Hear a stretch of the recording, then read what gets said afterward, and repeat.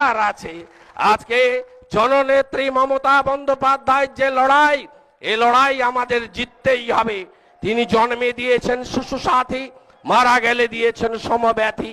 তিনি কৃষক বন্ধু করেছেন, কৃষকের ফসলের 1750 টাকায় ধান কিনছেন।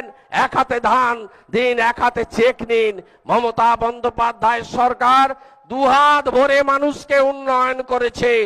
আমরা কাঁথিবাসী, পূর্ব মেদিনীপুরবাসী চিরদিন দিদির কাছে কৃতজ্ঞ।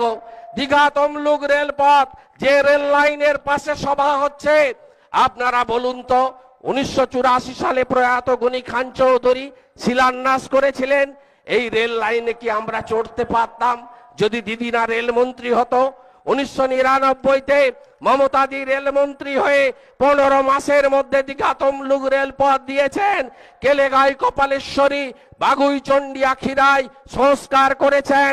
নন্দকুমার থেকে জলেশ্বর জাতীয় সড়ক তৈরি হচ্ছে, মমতা ব্যানার্জি দিয়েছেন। 18 সালে গান্ধীজির নামে ইউনিভার্সিটি দিয়েছেন, মেডিকেল কলেজ দিয়েছেন।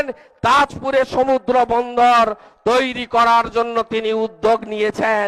যিনি দুহাত ভরে এই জেলাকে দিয়েছে, এই জেলা তৃণমূলের দুর্জয় ঘাঁটি, বুঝেন এই দুর্বৃত্ত। আমরা অনেক চোখ রাঙানি দেখেছি সেদিন।